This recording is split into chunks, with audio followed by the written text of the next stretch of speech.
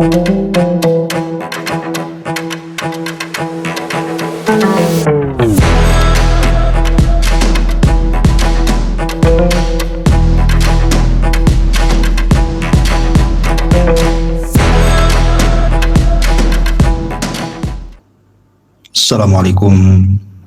warahmatullahi wabarakatuh. Alhamdulillah, salatu wassalamu ala rasulillah wa ala alihi wa sahbihi wa mawalah wa la hawla wa la quwata illa billahi wa ba'du. Ma'asyiral muslimin wal muslimat dimanapun Anda berada, alhamdulillah di pagi hari ini dengan nikmat dan karunia Allah subhanahu wa ta'ala kita bisa kembali bermuajahah walaupun lewat media. Salawat iring salam kita hadiahkan kepada Rasul kita Nabi besar Muhammad sallallahu alaihi wasallam. Melanjutkan kajian kita masih membahas kapan kiamat, dan kita masih menjelaskan tentang tanda-tanda kiamat besar. Yang pertama, khuruj ad-dajjal, keluarnya Dajjal. Ma'asyiral muslimin yang dimuliakan Allah subhanahu wa ta'ala, Nabi sallallahu alaihi wasallam saking sayangnya kepada umatnya menjelaskan kepada kita betapa takutnya fitnah Dajjal itu. Sampai-sampai Rasul mengatakan, "Ghairad Dajjal akhwafuni alaikum." Selain fitnah Dajjal, tidak ada yang aku khawatirkan menimpa kalian. Tapi khusus fitnah Dajjal ini sangat menakutkan diriku. Iyakhruj fikum wa ana hayyun fa ana hajiju dunakum. Kalau Dajjal keluar kepada kalian dan aku masih hidup, kata Rasul, akulah yang akan melawannya, menghadapinya, mematahkan hujahnya, bahkan membunuhnya. Wa iyakhruj walastu fikum famru'un hajiju nafsi. Tapi kalau seandainya Dajjal muncul di tengah kalian sementara aku sudah tiada, maka masing-masing manusia akan melawan sendiri-sendiri kepada Dajjal. Ma'asyiral muslimin yang dimuliakan Allah subhanahu wa ta'ala, 3 tahun sebelum kemunculan Dajjal akan terjadi pacaklik yang sangat hebat dan kefakiran serta kemiskinan yang merata. Kata Nabi sallallahu alaihi wasallam, "Thalathu sanawat syiddah qabla khurujid Dajjal." 3 tahun akan terjadi paceklik yang luar biasa sebelum munculnya Dajjal. Fihal qahtu wal faqr, akan tersebar musibah yang sangat besar dari kekeringan dan kefakiran. Yusibun nas fiha ju'un syadid, manusia akan merasakan rasa lapar yang luar biasa. Apa penyebabnya? Ya'murullahu as-samaa'a as-sanatal ula antah bisa thulutha matariha. Karena Allah subhanahu wa ta'ala merintahkan langit, dan langit sudah berhak untuk taat kepada perintah Allah,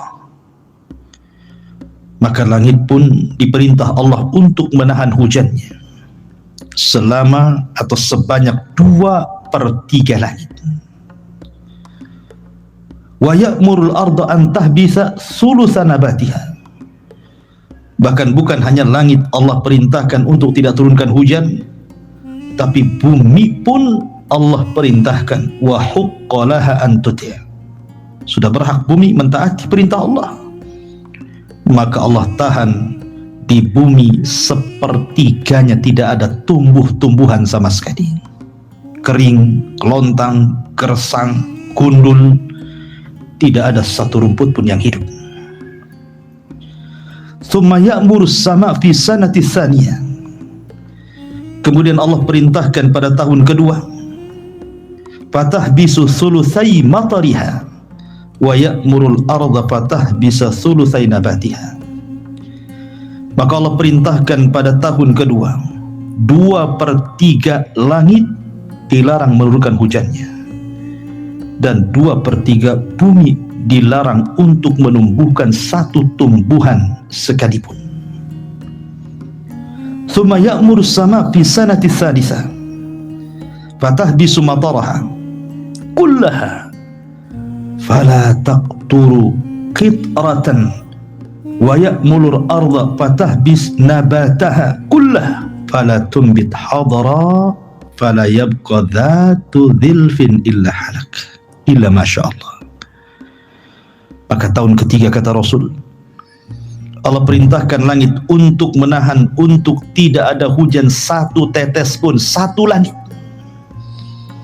Dan Allah subhanahu wa ta'ala perintahkan bumi agar jangan menumbuhkan satu tumbuhan pun, satu bumi. Kata Nabi SAW, fala yabqa dhatu dhilfin illa halak. Tidak ada satupun hewan-hewan yang hidup yang bisa berjalan di permukaan bumi. Semua binasa, karena tidak ada yang dimakan. Tidak ada satupun pohon dan tumbuhan kecuali mengering. Tidak ada satupun hewan dari hewan buas sampai hewan jinak kecuali Allah binasakan, kecuali yang Allah kehendaki saja. Ketika itu para sahabat bertanya kepada Nabi SAW, fama ya'ishun nas fi dzalika zaman Rasul. Kalau tidak ada satupun tumbuhan yang hidup, tidak ada satupun binatang yang hidup, lalu apa manusia yang akan dimakan dan diminum mereka? Tidak ada. Tidak ada serapan air, kering mengering. Tidak ada daging yang dimakan. Tidak ada beras, tidak ada gandum, tidak ada roti. Tidak ada apapun yang bisa mereka makan. Lalu apa yang mereka makan? Bagaimana cara bertahan hidupnya orang-orang? Maka Nabi SAW mengatakan, sesungguhnya mereka akan hidup wa yujzi'u dzalika 'alaihim, dan akan mencukupkan kehidupan mereka bidzikri, dengan cara berzikir, dengan cara mengucapkan alhamdulillah, dengan cara mengucapkan la ilaha illallah, dengan cara mengucapkan Allahu Akbar. Maka itulah sebagai ganti makanan mereka. Apabila mereka lapar, mereka mengucapkan alhamdulillah, mereka kenyang. Apabila mereka lapar, mereka tinggal mengucapkan Allahu Akbar, tiba-tiba kenyang. Apabila mereka merasa lapar, mereka mengucapkan la ilaha illallah, mereka pun kenyang atas kuasa Allah subhanahu wa ta'ala. Bersyukurlah orang-orang yang mendawamkan zikir, karena di akhir zaman Islam tinggal namanya. Al-Quran tidak ada tulisannya dan tidak ada hafalannya. Al-Quran akan diangkat satu malam, sehingga tidak ada mushaf kecuali kosong, tidak ada hafalan, tidak ada kecuali hilang. Dan ucapan yang ada hanya kalimat la ilaha illallah, itu pun diucapkan oleh orang-orang tua mereka. Itu pun mereka mendengar bapak-bapak mereka mengucapkan kalimat itu, mereka pun ikut mengucapkannya. Ma'asyiral muslimin yang dimuliakan Allah subhanahu wa ta'ala, nah setelah 3 tahun yang luar biasa musibah yang Allah timpakan, dari paceklik yang hebat, kelaparan yang merata, disinilah Allah subhanahu wa ta'ala munculkan Dajjal. Karena di antara fitnah Dajjal, Allah berikan sedikit rububiyah kepada Dajjal untuk memfitnah manusia. Di antaranya Dajjal akan memerintahkan langit, hujan kamu. Fatumtir sama, maka langit pun hujan. Kemudian Dajjal akan memerintahkan bumi yang gersang kering kelontang, tumbuh engkau, maka akan tumbuh tumbuhan dari bumi. Maka ketika Dajjal sampai di sebuah tempat yang merebak kelaparan, kefakiran, kemiskinan, dan gersangnya bumi serta hewan-hewan yang sudah hancur dan binasa, maka Dajjal akan menawarkan kepada mereka, bagaimana kalau seandainya kuperintahkan langit untuk hujan, dia hujan, kuperintahkan bumi untuk tumbuh, dia tumbuh, kuperintahkan hewan-hewan yang sudah mati kuhidupkan dan akan semakin gemuk, dan kau bisa melihatnya. Syaratnya satu, sembah aku. Maka apabila tempat tersebut kemudian menjadi budaknya Dajjal, hamba Dajjal, maka betul-betul Dajjal akan menghujani mereka. Merintahkan langit untuk hujan, maka hujan. Merintahkan bumi untuk tumbuh, maka tumbuh. Merintahkan hewan yang mati untuk hidup kembali, maka hidup kembali. Sekali lagi, ini bukan Dajjal yang melakukannya, tetap Allah subhanahu wa ta'ala. Tetapi Allah hanya ingin memberikan fitnah kepada manusia dengan memberikan sedikit rububiyahnya. Masyarul muslimin yang dimuliakan Allah subhanahu wa ta'ala, maka banyak orang-orang yang mengikuti Dajjal.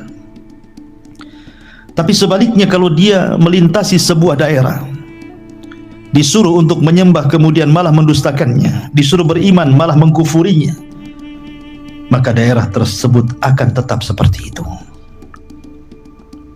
Tidak ada hujan yang menimpa mereka, tidak ada tumbuhan yang hidup di negeri mereka, tidak ada hewan yang hidup dan juga bertahan untuk hidup di negeri mereka. Betul-betul Dajjal akan membiarkan mereka kelaparan. Tapi karena mereka beriman, mereka bisa bertahan dengan subhanallah, alhamdulillah, wala ilaha illallah, Allahu akbar. Ma'asyiral muslimin yang dimuliakan Allah subhanahu wa ta'ala, bahkan Dajjal akan datang menemui manusia, kemudian mengatakan, ara'aita in ba'athtu ibilaka dhakhaman duru'aha idhaman, bagaimana kalau seandainya aku bangkitkan kepada kalian unta-unta yang sudah mati dengan tubuh yang sangat besar dan susunya yang sangat segar, apakah kalian mau mengakui ana rabbuk, saya Rabb kalian? Maka sebagian penduduk mengatakan na'am. Fatamassala lahu syayatin ala surati ibili. Maka Dajjal memerintahkan setan-setan untuk membentuk unta-unta yang sudah mati yang dimiliki orang-orang itu.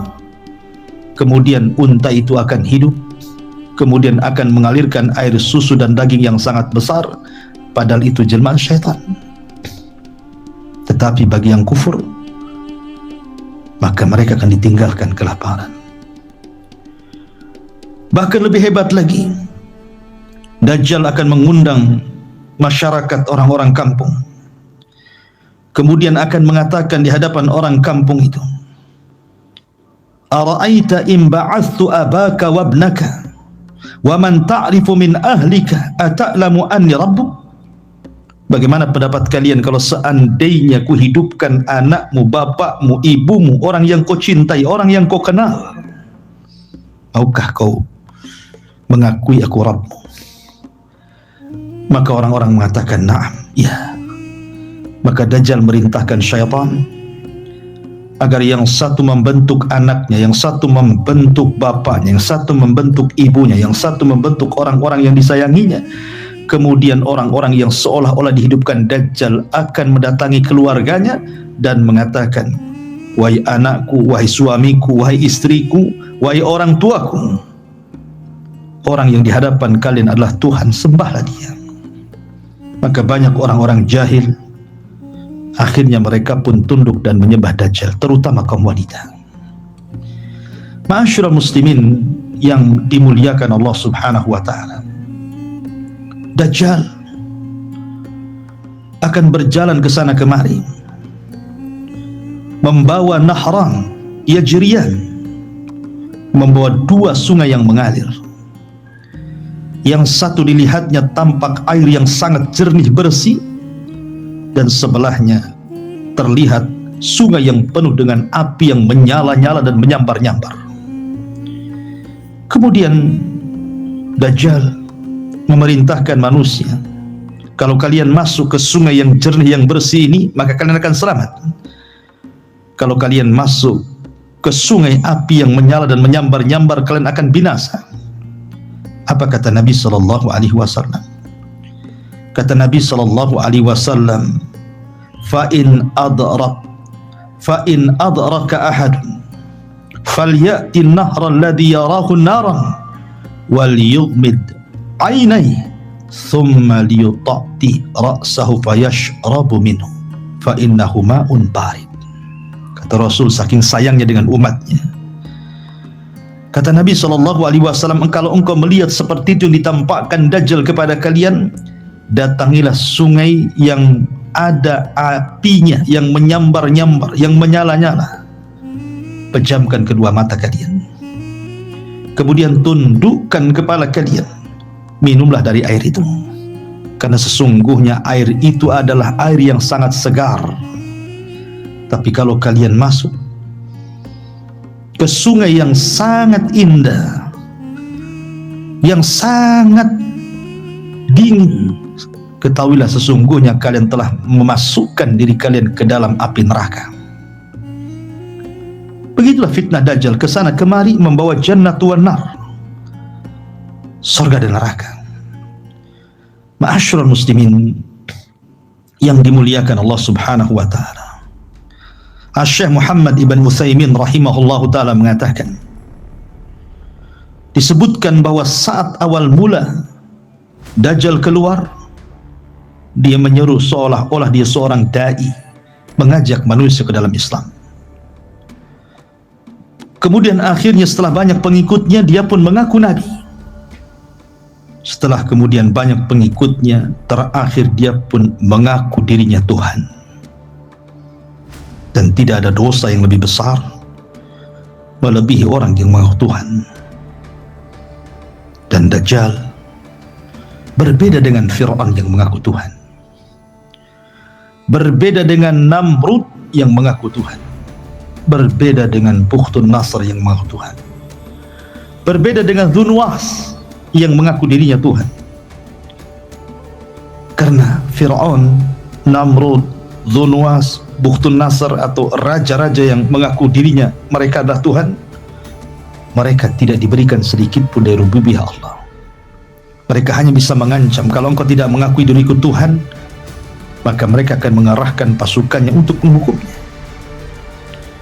Artinya bahwa orang yang mengakui Tuhannya Fir'aun, Namrud dan Dzunwas itu dalam tekanan. Mereka tidak yakin Fir'aun Tuhan, Namrud Tuhan, Dzunwas Tuhan, tapi dalam tekanan terpaksa mereka menuhankan Namrud, Fir'aun dan juga Dzunwas. Berbeda dengan Dajjal, tidak dalam tekanan. Betul-betul mereka terfitnah, tersihir karena kehebatan Dajjal yang bisa memerintahkan langit hujan maka dia hujan, memerintahkan bumi tumbuh maka dia tumbuh, menghidupkan binatang-binatang maka dia hidup, menghidupkan keluarga mereka maka mereka hidup, walaupun hakikatnya itulah sebesar-besar sihir yang datangkan Dajjal untuk memfitnah kita. Ma'asyiral muslimin yang dimuliakan Allah Subhanahu wa ta'ala, oleh karena itulah maka kita harus takut dengan fitnah Dajjal, karena tidak ada satupun tempat di bumi illa sayatuha Dajjal, kecuali Dajjal akan menginjaknya. Illa Makkah wal Madinah, kecuali negeri Mekah dan kecuali negeri Madinah. Karena setiap Dajjal hendak masuk ke dua kota ini, dia tidak bisa karena dipagari oleh para malaikat yang mulus pedangnya. Sehingga ketika dia hendak masuk ke Madinah, dia hanya berdiri dari kejauhan, kemudian hanya bisa menghentakkan kakinya, kemudian membuat gempa dua daerah tersebut, maka orang-orang munafik yang ada di dalamnya akan keluar ketakutan dengan gempa itu. Kecuali orang-orang yang Allah rahmati dari kalangan orang-orang yang beriman, mereka yakin tempat yang aman, mereka tidak akan keluar dari situ. Tapi orang-orang munafik Mereka ketakutan, mereka pun keluar dari dua kota tersebut, kemudian belakangan menjadi para pengikut Dajjal. Jangan kira Anda merasa tebal imannya, kuat pengetahuan agamanya, kemudian ingin berjumpa dengan Dajjal, kecuali Anda pasti mengikutinya, kecuali orang-orang yang Allah rahmati. Oleh karena itulah maka sedemikian bahayanya fitnah Dajjal itu, sampai-sampai Nabi SAW merintahkan kita untuk membaca surah Al-Kahfi baik di awal ataupun di akhir, 10 awal ataupun 10 akhir, supaya bisa terhindar dari fitnah Dajjal. Bahkan sebelum salam dalam tasyahud kita disuruh untuk ta'awud kepada Allah Subhanahu wa ta'ala min syarri fitnati Masihid Dajjal. Aku berlindung dari buruknya fitnah Al-Masih Ad-Dajjal. Ma'asyiral muslimin yang dimuliakan Allah Subhanahu wa ta'ala, dari sini kita tahu betapa dahsyatnya fitnah Dajjal, betapa kuatnya fitnah Dajjal. Maka takutlah kita kepada Allah, agar jangan sampai kemudian Allah pertemukan kita dengan Dajjal. Mudah-mudahan yang sedikit ini ada manfaatnya. Subhanakallah bihamdika, asyhadu an la ilaha illa anta astaghfiruka wa atubu ilaik. Allahu ta'ala alam. Assalamualaikum warahmatullahi wabarakatuh.